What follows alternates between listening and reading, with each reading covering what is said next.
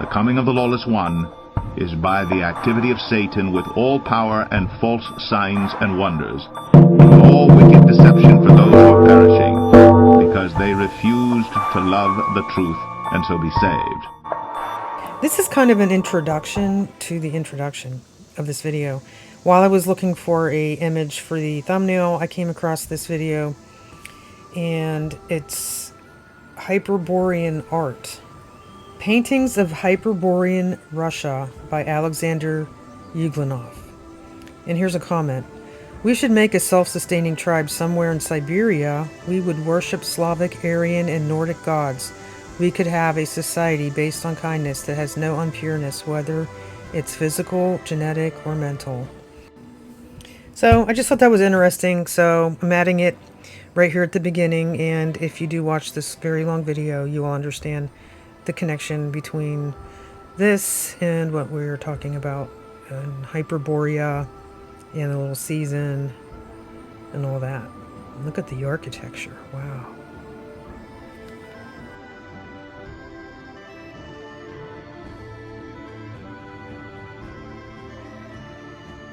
Hi guys, this video is in the topic of Satan's little season, and it's not a nugget, it's more like a chicken breast.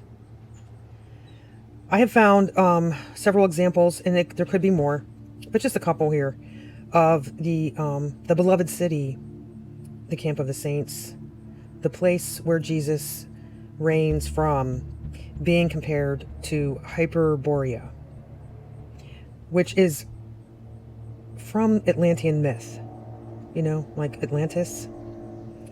And the Hyperboreans were one of the races that existed, right? And I find this to be a very big red flag. And I don't think I would want to hear, whether you believe in a literal reign of Christ on earth or a symbolic reign of Christ on earth, I just don't feel very comfortable with hearing it compared to Hyperborea or Atlantean. For instance, I know that we believe that there was a flood in the Bible, the book of Genesis, with Noah and everything like that. And we know that in the Atlantean myth, there was also a flood. And they believed that the preceding civilization was the Golden Age, but they kind of went off into some, they kind of went off into some bad things or whatever. But like their belief, the occult belief, is that preceding the flood, the antediluvian world that God destroyed was the Golden Age. So when I hear that someone is comparing where Jesus might reign, it's like Hyperborea or Shambala, that's very concerning to me. And what we are looking at right now is a video, one of the little season videos. I took out the audio, and this is what they show you while they talk. And they might be talking about many different things, but they just keep showing you architecture, architecture, architecture. They're very obsessed with architecture, which I also find quite odd. So in the very following clip here, what you will see is a video that I did not add any visual to it. It's what they show while they're talking. They're playing these kind of scenes in the background. So this is a bit of a compilation. I have included a few clips from some little season channels, and I have added a little more context just for you to consider what this is really all about. Here's my point. If Jesus is ruling and reigning on the earth at that time when Satan is released, where everyone can see him, how is it possible for Satan to go out and deceive the entire world? That just to me seems it would be impossible. If the people living on the earth at that specific time knew that Jesus had already returned and was here, how could you deceive all those people? Well, this is a very common theme that I have heard on many different channels. How could Satan deceive the world if Jesus was there? I would just like to remind you that The serpent in the garden deceived Eve, even though her and Adam were actually walking with the Lord in the cool of the evening and speaking to him face to face. And Jesus was casting out demons here on earth while he was literally here. It would be impossible unless Jesus and the camp of the saints is also hidden from us. Why? You get what I'm saying? We're not even allowed to go to the North Pole. We're not allowed to go to Antarctica. We have no clue what or who is even there. So, right. And there's old myths, and if you guys watch any of my videos on TikTok, I've talked about this before, how myth doesn't necessarily mean not true. Myth is an old story that's been told throughout the generations and been passed down from generation to generation. So this is true, but actually also a lot of times the myths are the occult worldview or the enemy's perspective of things, the gods and the goddesses and all the different things. And like I already said, to them, the occult, the flood was the destruction of a golden age, whereas in the biblical point of view, the destruction by the flood was a destruction of wickedness. So it's the opposite. Some of these myths have truth to them. Yep. And so when you hear about Greek mythology and Zeus and all this stuff, there's truth to that. And just real quick, there's also reason to believe that Satan is actually Zeus, or that's one of the other names that he's been called by in the past, which that's another topic for another day, but I mean, that's very interesting nonetheless. But there was an old map, and it's called the Mercator map. And in this Mercator map, it depicts a big black mountain. It's a magnetic mountain there at the center of the earth. And it's called Rupus Nigra, which means black rock, which is also interesting. If you guys, that rings a bell with anyone, Black Rock, State Street, Vanguard, those companies. So at the middle of this map is a big black rock, Rupus Nigra. And in this map, there are 4 islands around this magnetic mountain and 4 rivers which flow through this mountain. And what's interesting too, in Genesis, when it's speaking about Eden, it talks about 4 rivers flowing from Eden, just like this map has, and one of them being the Euphrates as well. And there's an old myth that's tied to this map. There's a bunch of mountains that are surrounding this big magnetic mountain. So it's smaller mountains, and then you got the big mountain in the middle. And these people were called the Hyperboreans. And you guys can look this up, easy to find. Helena Blavatsky, the founder of the Theosophical Society, was the first to coin this epoch of civilization with the name Hyperborea in her work, The Secret Doctrine. She described the Hyperborean humans as the boneless, describing their astral and etheric nature, the reality that they were not yet physical and they did not yet have bones or a hardened mineral element to their form. These ethereal human forms were gigantic and not yet self-aware. Because Hyperborean humans produce through budding a similar process to bacteria, she called them the sweatborn. And you guys can look this up, easy to find. The Hyperboreans lived at the North Pole. And they were said to have lived in a divinely blessed place with moderate weather. It was nice weather over there. So we have this preconceived notion at the North Pole. There's nothing at the North Pole. It's a wasteland. It's so cold, no one will live there. No one would even want to live there. But then you got these old stories where you got these people living at the north with a divinely blessed place, and they worship their god there. Why? Where did this story come from? Could it be Satan? It's very interesting because we know a lot of times these myths have some validity to them. So just throwing out a bone here, could it be that the Hyperboreans are the camp of the saints dwelling with the Lord their God there in the middle, in the north, and Mount Zion? So if you, me and my wife were even looking at this earlier. If you even Google Mount Zion, it shows you this little tiny hill. It even says it's a hill in Google. And when you read about Mount Zion in the Bible, it's larger than anything around it. It's above all mountains, even, it says. And so another thing is these geological or geographical locations might not even be in the place where we actually think they are. How easy is it to deceive people and say, oh, you live in America, you live in Russia, and so on and so forth. And we have to believe them, right? I mean, we have nothing else to go by. Okay, so now you don't know who you are, you don't know what year it is, and you don't know where you are. Do you see how this could be like really messing with people's minds? But it's just very interesting with that. And then also one more thing is they always say that Santa lives at the North Pole. Why is that? That's just strange to me. Santa Claus lives at the North Pole with his elves. And Santa sees you when you're sleeping. He knows when you're awake. He knows if you've been bad or good. So be good, for goodness sake. And so he's making a list and he's checking it twice, and he's going to find out who's naughty or nice. I mean, doesn't that sound like weighing out your works like the Lord does? Yeah. And So, the Book of Life.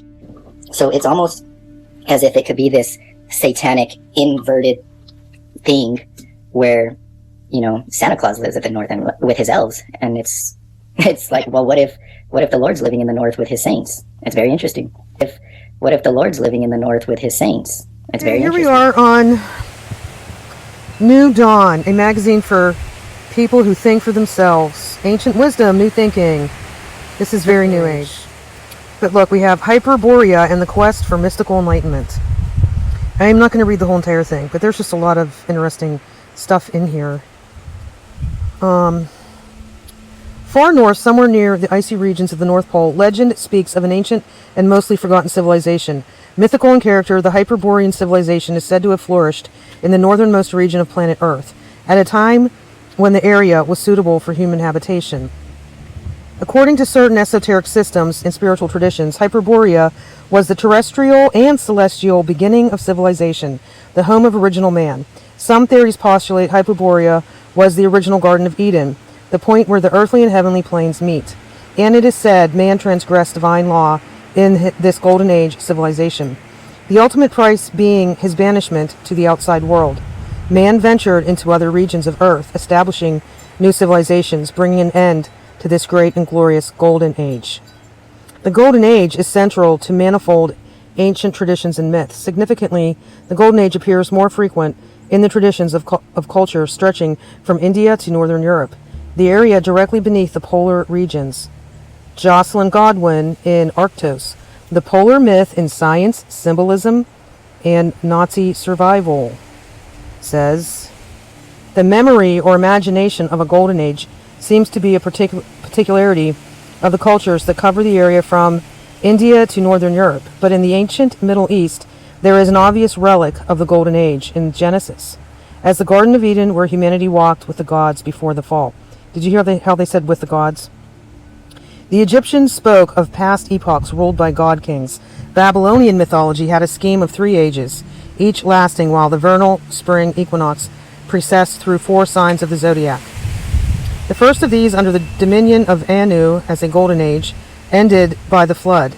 The Iranian Avesta text tell of the 1,000-year golden reign of Yima, the first man and the first king, under whose rule cold and heat, old age, death, and sickness were unknown. Okay, pause. So this is like Theosophy, and to them, it's like Atlantis, right? In the antediluvian world, the pre-flood world that God destroyed was their golden age. Okay? Every description of the golden age period relates how the gods walked with men in perfect and harmonious environment balanced between the terrestrial and celestial. Humanity suffered no sickness and no aging in this timeless paradise. After the fall, man fell into time and suffering, forfeiting the gift of immortality. Madame Blavatsky, the founder of the Theosophical Society, claimed the second root race originated in Hyperborea, before the latter races of Lemuria and Atlantis. The Russian metaphysician Alexander Dugin says it was the home of the solar people connected to what is now northern Russia.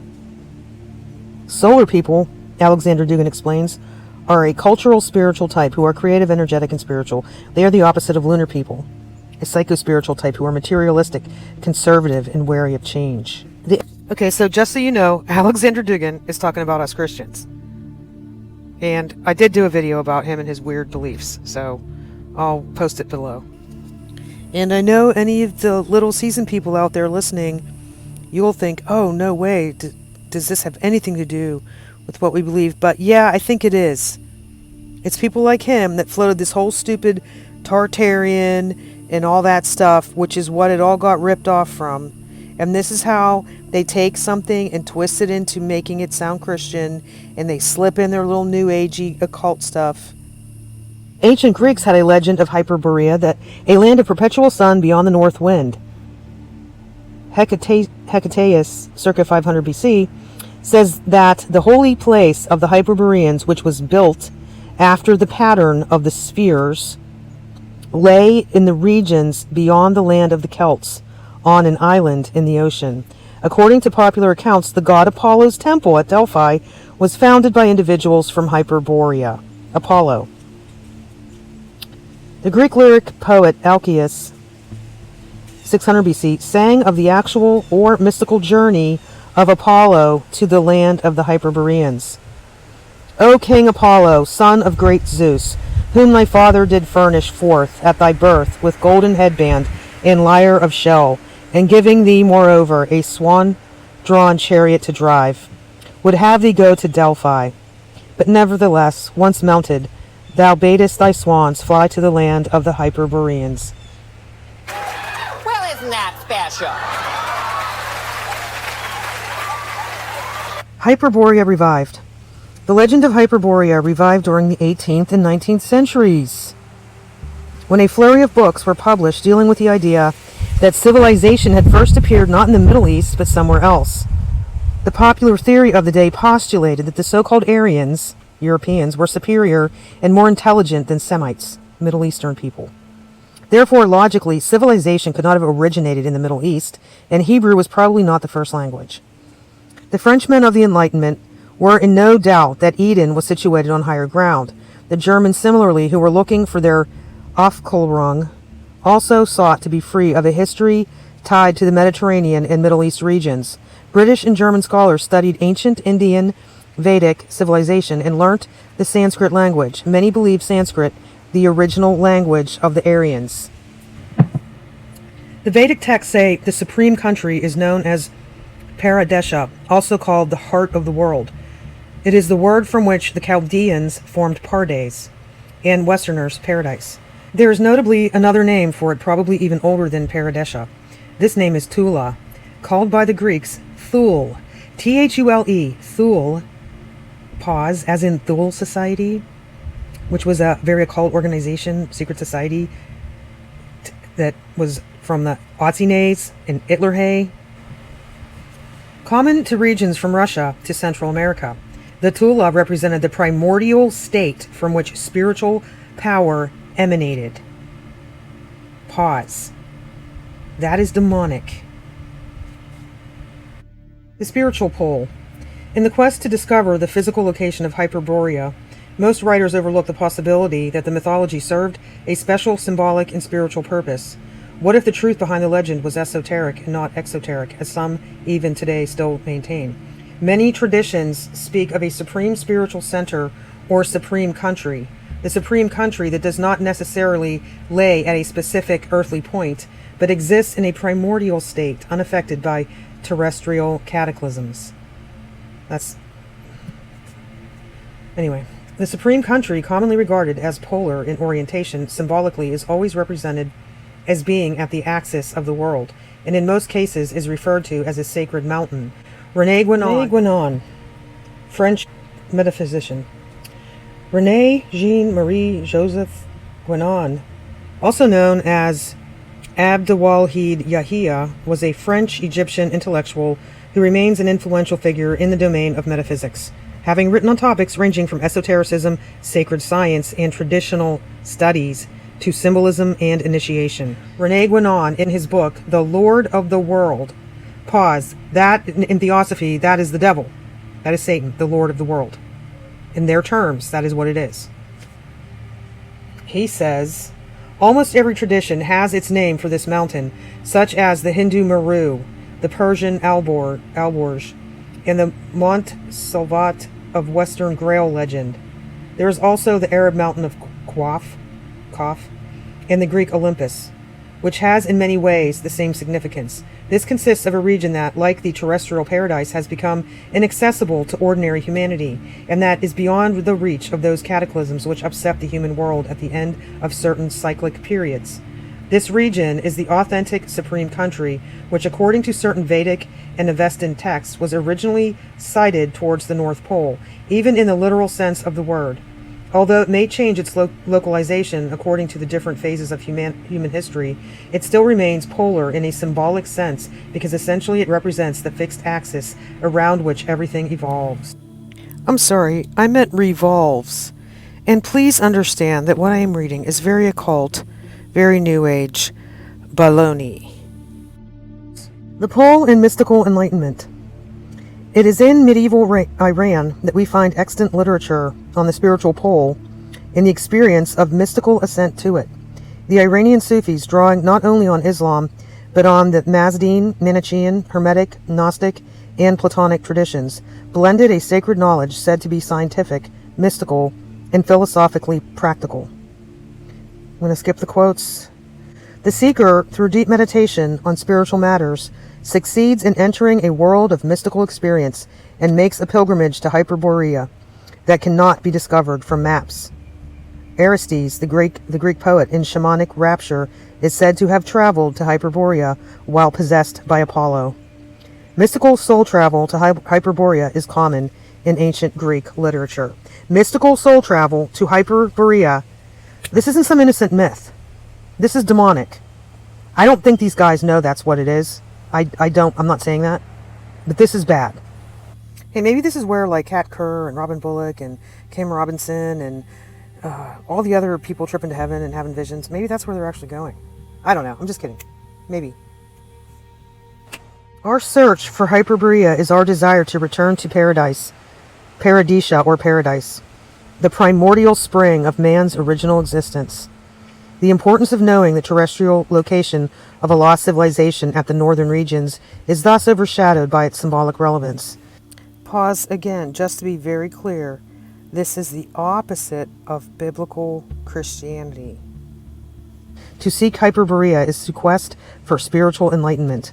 The mountain, the island, the immovable rock, fixed in a polar orientation, relays a symbolic representation of our search for ultimate reality. Its immovability anchors us to this important task. Okay, so I found this book, The Short Season Under Satan, by Truth Harmonist, as originally posted on X at Love is Truth. So basically anonymous. I'll probably read a few things out of here, but right now I'm skipping.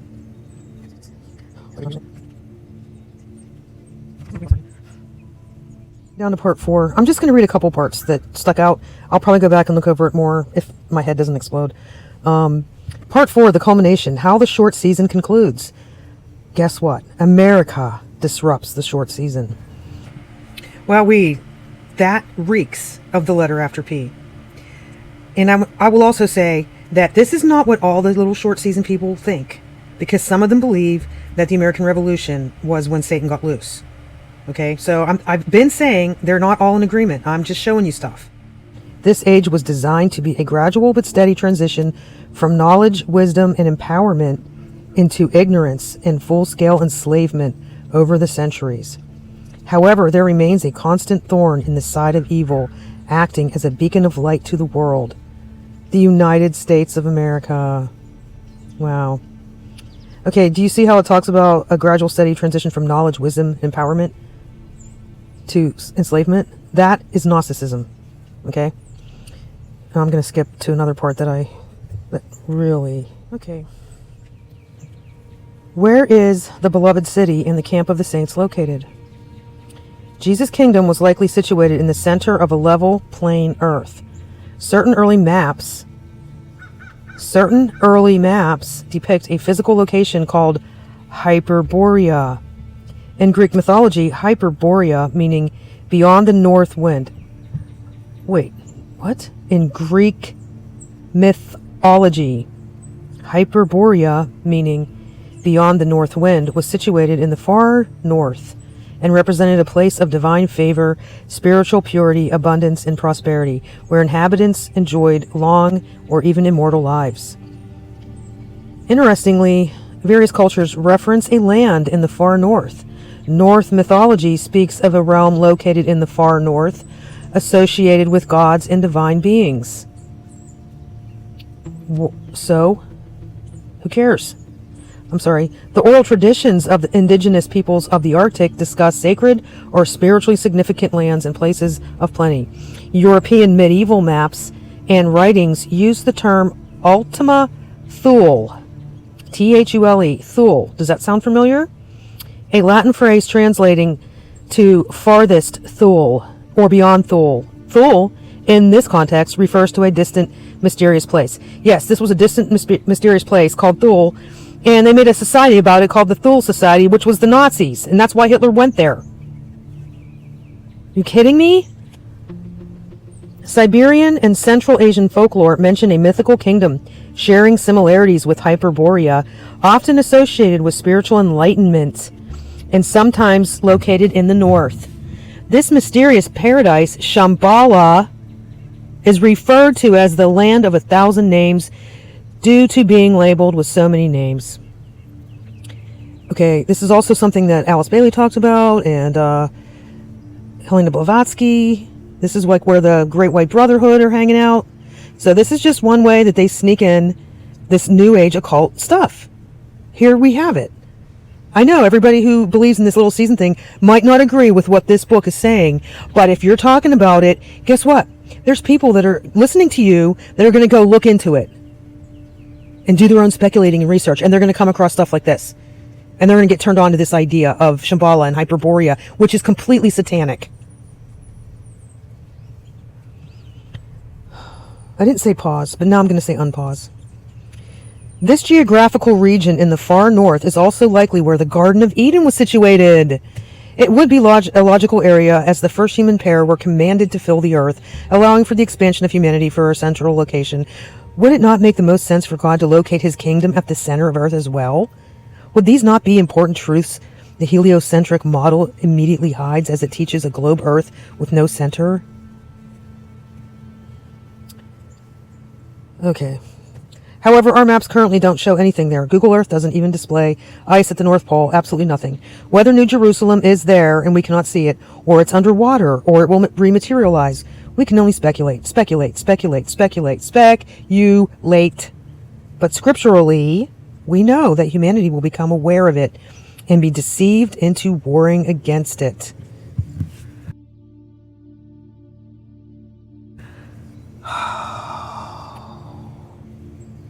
In the hushed twilight of antiquity, nestled beyond the grasp of the known world, lay the enigmatic realm of Hyperborea.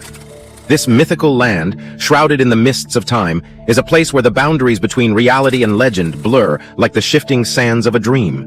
In Greek, the term Hyperborea can be broken down into its components. Hyper means beyond or above, and Borea is related to the north wind or the north direction. Therefore, Hyperborea can be loosely translated to mean beyond the north, or the land beyond the north wind. Ancient Greek lore whispered of Hyperborea as a realm where eternal springtime reigned supreme. It was said to be a land bathed in perpetual sunlight, where harmony and abundance flourished. The historian Herodotus, with an air of reverence, penned, "In Hyperborea the air is pure, and the people live carefree lives, untouched by the woes of the mortal realm." I tell you that there is a mysterious civilization on our planet, where the most advanced beings of our race dwell. The name of this civilization is mentioned in various ancient writings all over the world. Many have gone in search for this civilization, and some have never returned. The name of that place where this civilization exists is Shambala, or the City of Peace. There exist multiple ancient maps which claim to guide you to Shambala. But to decode these cryptic maps, a person has to be well developed both mentally and spiritually. Many sources say that this city might be located in the Himalayan region or beneath the earth, and point to the North Pole as its entrance. But looking from a spiritual perspective, the ancient documents of Hinduism and Buddhism claim that this city exists altogether in a different dimension, which can only be accessed by powerful spiritual beings. So, what do you think? Does this city really exist? But if we consider what Revelations was saying, that the beloved city is on earth, right in the center, you know, this black rock, the city, the camp of the saints.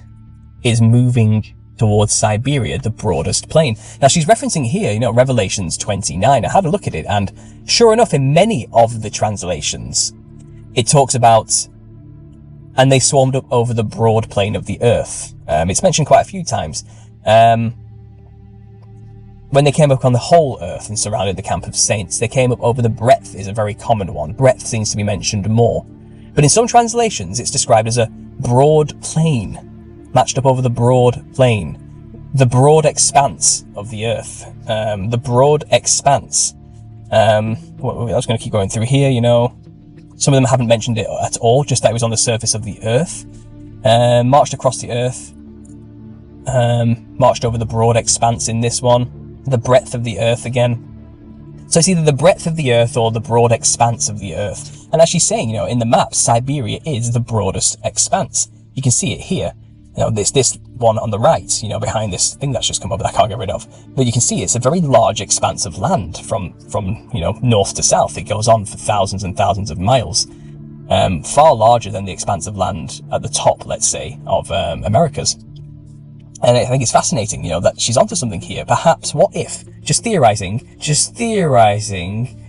if the millennial reign has come and gone, and Jesus and the saints abandoned the earth, Jesus and the saints abandoned the earth to recede to the beloved city, which then floated its way to the center of the earth, which became true magnetic north, where all power and energy radiates out from, where the aurora borealis is, all this type of stuff. And this place we cannot have access to, this place that's been occulted on all maps, What if we are in that time where it is moving towards Russia? And it will, essentially the city will land in view of us all. It's just an interesting concept, because we do know, as science is telling us, the magnetic North Pole is moving rapidly away from the center and it's moving towards Siberia. So, if we want to believe that the millennial reign has already happened, if you want to go down that route, then you have to believe that what's moving to Siberia is a real thing. It's the Rupus nigra. It's this black rock, as described here, a black rock located in the magnetic North Pole, or the North Pole itself, described by Mercator as a 33 French mile in size, and explains why all compasses point to that location. It's on all these old maps, It's a floating city in the center of these islands, which have been hidden from us, which have these 4 rivers coming out of, as you can see in all these images. That's the beloved city, and by biblical standards, it's been explained as to why it's there, because that's where Jesus and the saints are. Gobbledygook. And again, I just thought I'd bring that to you guys, just food for thought. The magnetic North Pole has moved, and it is moving rapidly, and it's making its way to Siberia. And what do you think? What do you think of that concept? It's fascinating, isn't it? I think that was very interesting. The North Pole has shifted from over here on the left and it's moving closer to over here on the right.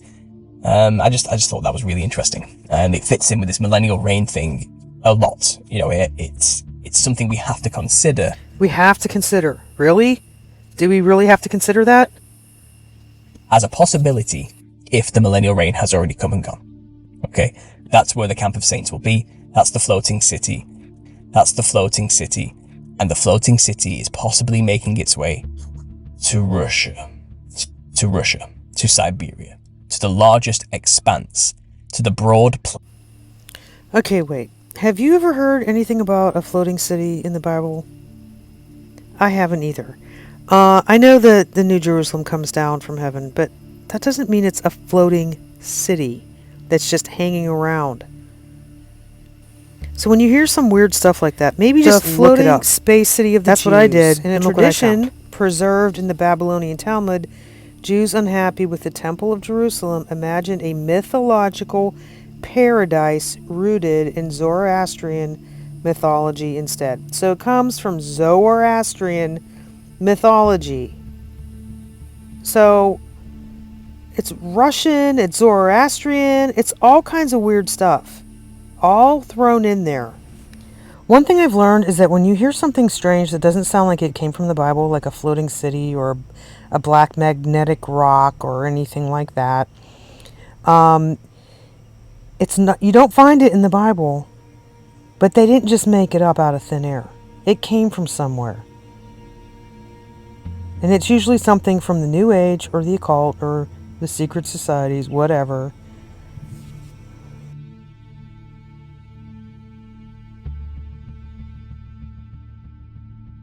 City, and the floating city is possibly making its way to Russia, to Siberia, to the largest expanse, to the broad plain in which the masses of people in which Satan will gather will travel through to encircle the city. And then fire is going to rain down from heaven and destroy everybody. Okay, so those enemies of the beloved city do not win that battle. But if they can convince us it's aliens invading or something, or it's demons coming through a portal or something, it can then encourage every faction to go up there and do something about it, to travel across that expanse, to encircle the camp of saints. Interesting. So yeah, thanks for sharing that comment there, Amanda. Fascinating train of thought. I don't know if it's true or not. I'm not going to put rest my all my eggs in one basket on this one, but it's in terms of theorizing and speculation. Okay, so now I'm going to take my turn with some theorizing and speculation. This is where I think I've heard of a black magnetic rock. I really do think there's more to this, and I'm not even saying that he believes that or thinks that or knows that, but it just seems kind of curious to me. The United Nations Meditation Room is a temple of Lucifer worship. In a room offset from the main lobby of the New York United Nations headquarters building is the notorious Meditation Room, maintained by the Lucius Trust, formerly named the Lucifer Publishing Company. The group maintaining this room was named after Lucifer. Yes, you just can't make this stuff up. The founders of the Lucius Trust worshipped Satan, Lucifer, as the bringer of knowledge to this world. Another major contributor to this room was John Dee Rockefeller. The room is one of the greatest symbols of Lucifer worship in the world and links the UN with this practice. Pay attention. This is very important because these guys have a lot of power in this world. Is a large black stone altar made of iron ore called the Stone of Light. Although the UN doesn't acknowledge this, to our eyes, it's representative of Satan himself, a dark force who disguises himself as an angel of light. The iron ore in this rock is lodestone, a natural magnet emitting magnetic waves. Lodestone is associated with magic and Wiccans, and the lodestone at the UN was the largest of its kind ever mined in the world. The foundation of the lodestone is set all the way down in the bedrock below New York City, and the public is not allowed into this restricted area. Lodestones were used in classical Greek mythology for divination. Helenus of Troy foretold the Trojan War using a lodestone washed with spring water. Following a complex ritual, Helenus asked the lodestone a series of questions, and it responded in a child's voice, describing the fall of the city. The UN lodestone is polished on the top so that it brings forth a sheet of minute lights that shine like billions of tiny stars when hit by a light beam from above it.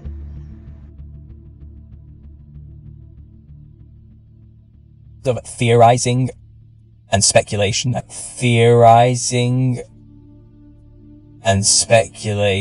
think this is excellent.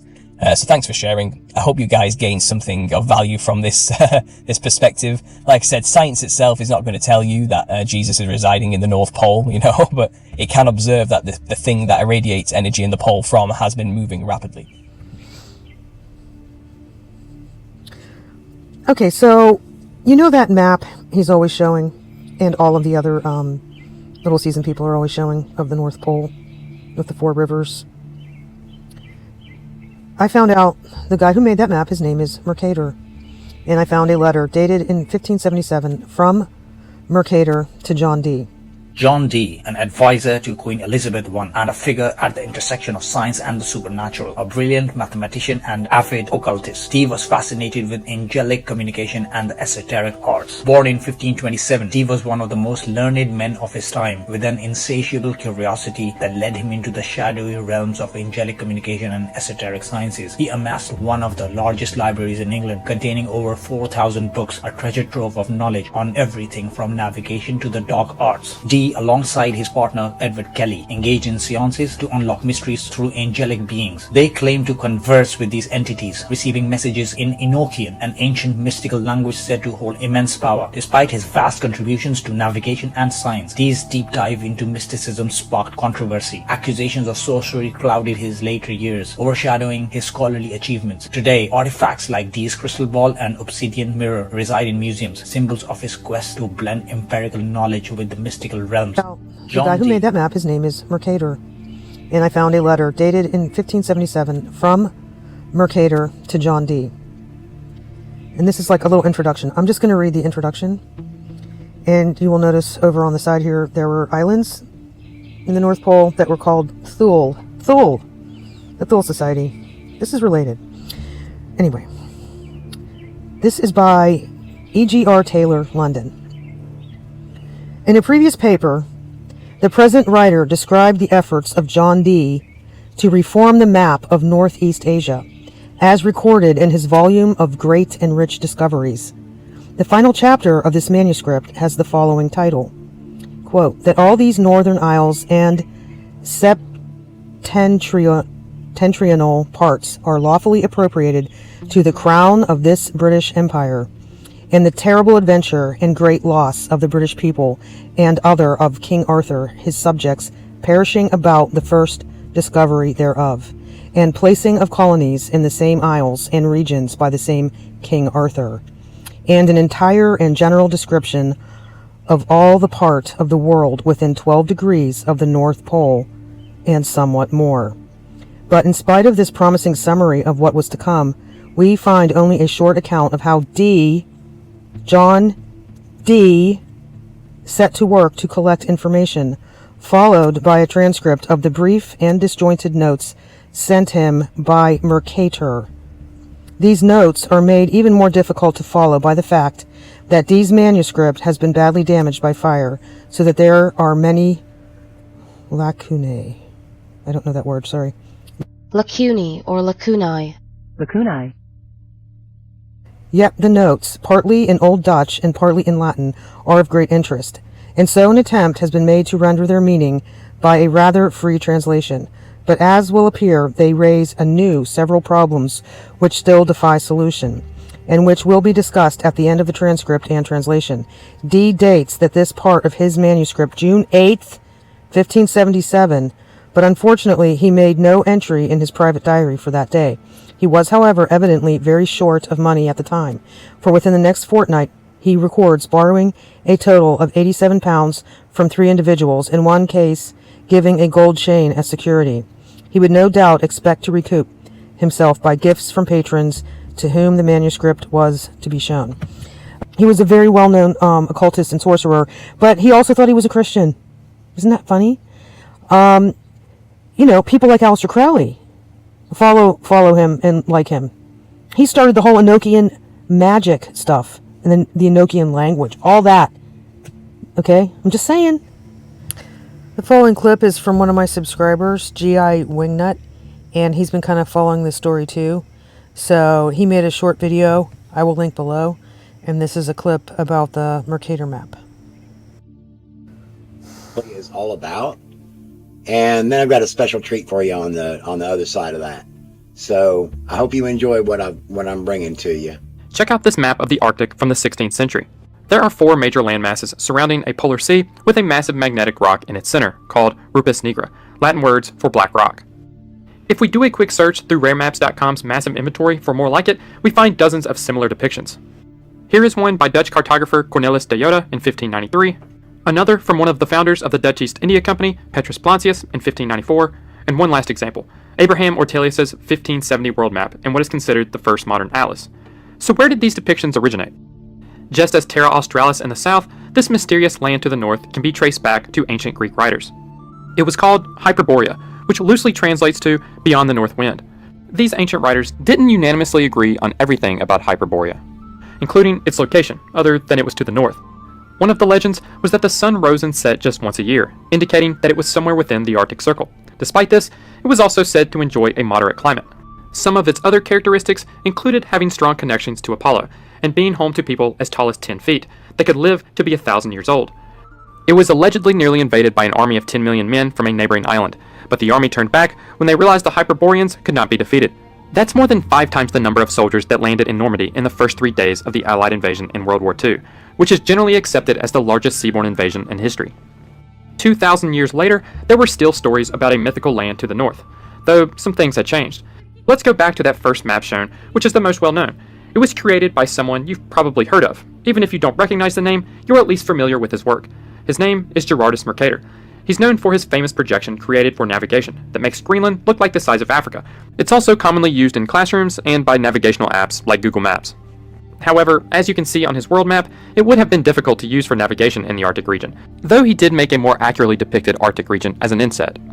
But trade had been increasing over the 16th century between Europe and the East Indies, and it was a long journey between them. The route at the time was south and around Africa. A northeast passage could reduce shipping times to and from the East Indies from 2 years or more to about 6 months. It would also help avoid many hazards such as run-ins with rival nations, wear and tear on ships, tropical diseases, and the still mysterious disease scurvy. 1 in 5 ships and 1 in 3 employees of the Dutch East India Company never came back from the round Africa route. With the growing interest, Mercator dedicated a map to the Arctic, which was actually published by his son Romuald Mercator in 1595, the year after Gerardus' death. It's also the first standalone map of the Arctic region.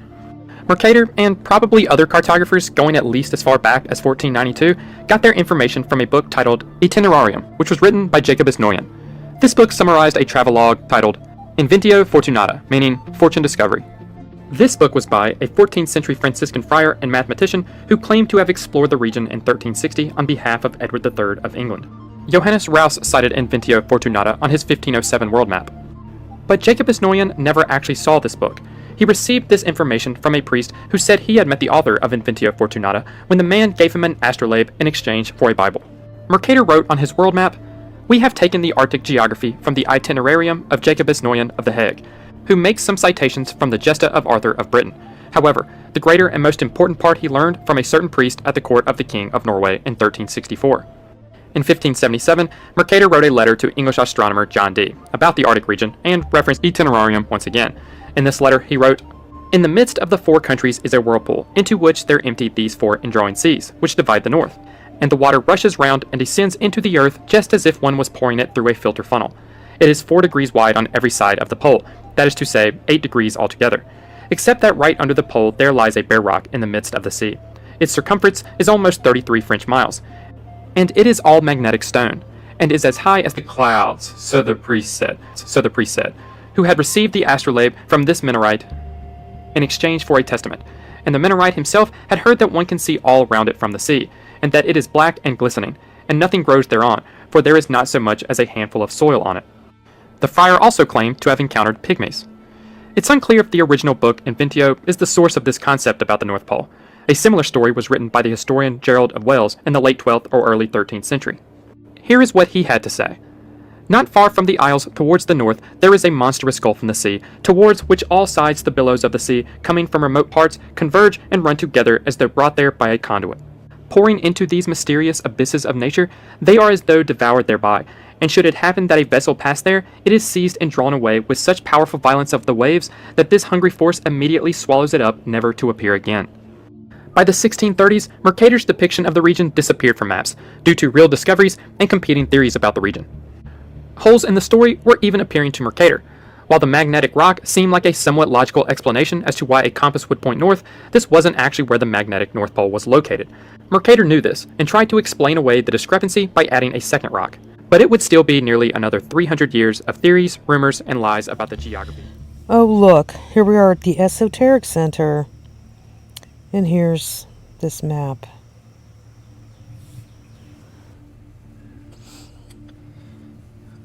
I'm just going to read a little bit, not the whole thing.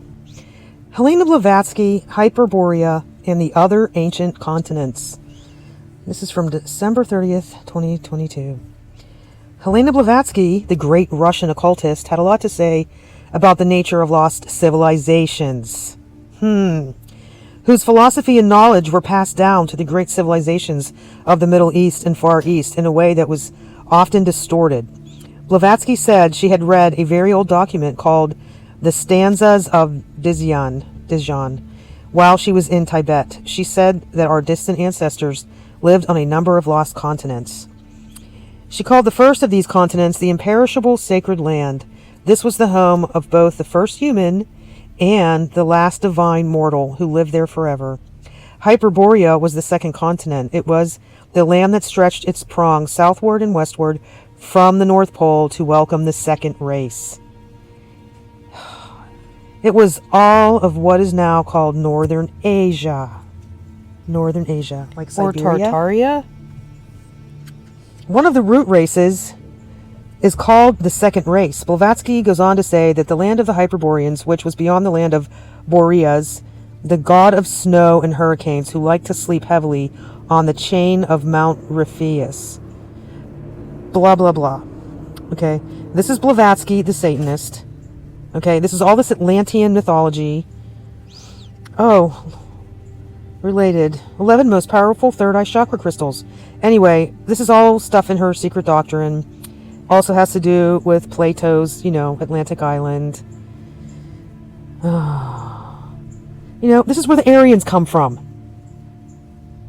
This is why Hitler was a theosophist. At this point, we should stop and think about a question that may have occurred to the reader. If the prehistoric root races of humanity existed, why haven't archaeologists and paleontologists ever found and dug up any of their remains? Aside from the obvious, but not very satisfying, answer is that most of Earth's fossil record hasn't been found yet. It's important to remember that Bannon, Blavatsky, and the other theosophists believed that the early Earth and its amazing first inhabitants were not made of solid material things, but rather of a spiritual substance that only later became material. Because of this, no one has ever found their bodies. According to this system, Godwin gives a basic timeline of the Earth's history. He does this by summarizing how Jean Farr's work built on Ganon's. The Golden Age, Krita Yuga, was from 62,000 BC to 36,880 BC. It lasted one full processional cycle and started with the Age of Leo. We have stories about virgins coming down from Scandinavia to the oracle at Delphi. They would use music and dance to enter trance modus. This was very, very important to many people, and we know so many by name even. These maidens would travel down to this island of Delos. They had this temple there, and we know that some of these maidens didn't return back to the north. And we know that the mother of Apollon was Leto, who was a titan from Hyperborea. Apollon would spend his winters among the Hyperboreans, and they would come down south with him many times to ancient Greece. And this is fascinating to think about. If he was in Scandinavia, if he saw the Borealis and the winter is magical in the north, in the Arctic, we see that a lot of these myths might actually have some truth in it because it connects with what we find in the new research. Imagine a hidden land of peace and wisdom, where only the pure-hearted can enter. A land where love and compassion rule, and where people are free from suffering and grief. A land that is the birthplace of the final avatar of Lord Vishnu, who will usher in a new era of righteousness and harmony. This is not a fantasy. This is Shambala, the mythical paradise that has been mentioned in ancient texts for thousands of years. Some call it the Forbidden Land, the Land of Wonders, or the Land of the Living Gods. Others call it Aryavartha, Sitien, or Belavoid. But the most common name is Shambala, or Shangri-La. Shambala is said to be located somewhere in the Himalayas, but its exact location is a mystery. Some say it is a physical place that can only be reached by those with the right karma. Others say it is a state of mind that can only be attained by those with the right meditation. But all agree that Shambala is a sacred and secret place that holds the key to humanity's salvation. According to Hindu texts, Shambala is the home of Kalki, the 10th and final avatar of Lord Vishnu. Kalki will appear at the end of Kali Yuga, the dark age of ignorance and evil. He will ride a white horse and wield a flaming sword. He will destroy the wicked and restore Dharma, the cosmic order. He will lead the righteous to Shambala, where they will enjoy a golden age of peace and prosperity. But Shambala is not just a Hindu concept. It is also found in Buddhist texts, especially in the Kalachakra Tantra, which was taught by Buddha himself to King Suchandra of Shambala. The Kalachakra Tantra reveals the secrets of time, astrology, and spiritual transformation. It also predicts a great war between the forces of light and darkness, which will be won by the king of Shambala with the help of Kalki. Shambala has fascinated many seekers and explorers throughout history. Some have claimed to have visited it or seen glimpses of it. Some have tried to find it or conquer it. Even Adolf Hitler was obsessed with Shambala. And sent expeditions to search for it, but none have succeeded in revealing its true nature or location. Shambala remains a mystery to this day. A mystery that inspires hope and curiosity in millions of people around the world. A mystery that may soon be solved by the arrival of Kalki and his army of warriors.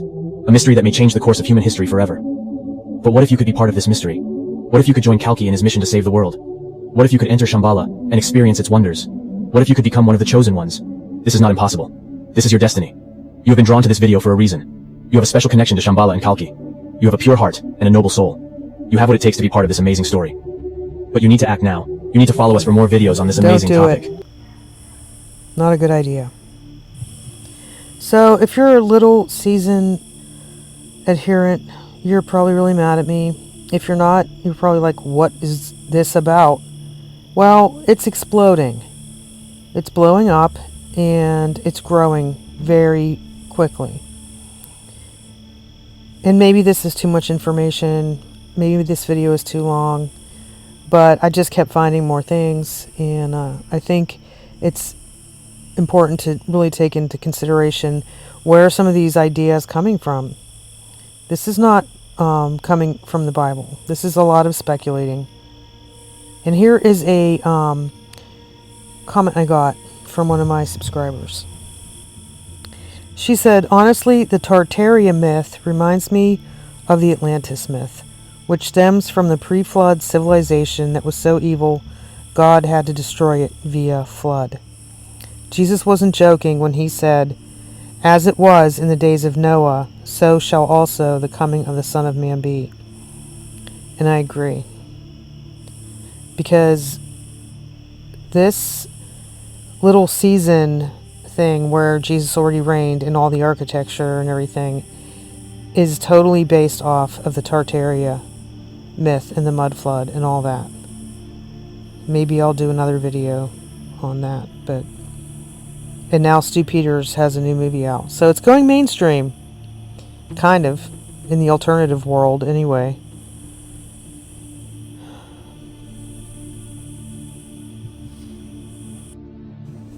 One last thing. On my channel, what I usually talk about is how the New Age or the occult has infiltrated the church. And I usually focus on the NAR, the New Apostolic Reformation, which I was in a long time ago. And my best friends, I discovered, were part of that currently, which is what caused me to start researching and making videos on this channel to begin with, because I love my friends. Okay? And I often ask the question here is, where did this come from? Where is this weird false teaching coming from? And usually it comes from somewhere, as I said before. And I realized that the people in the New Apostolic Reformation, like my best friend, have no idea. For an example, do most people in the New Apostolic Reformation know that the Latter Rain movement is where this movement came from? And that the Latter Rain movement was influenced by occultists? Or do they know about William Branham, a Latter Rain leader, healing revival leader, who was also connected to the KKK and was also connected to Jim Jones and a Nazi torture camp in South America? Do they know that?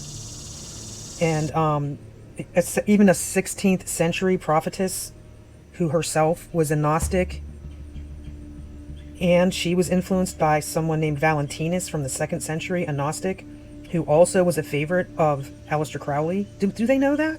No, of course not. So I'm treating this the same way. The same way. Just looking into what kind of things are being kind of snuck in. And I'm not saying people are doing it on purpose. I don't know.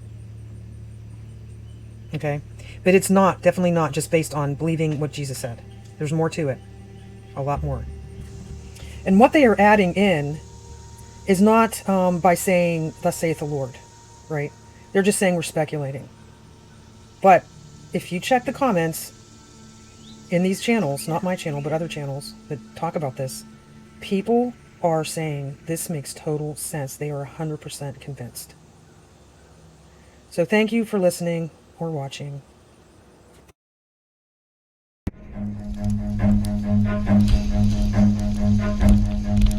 Run.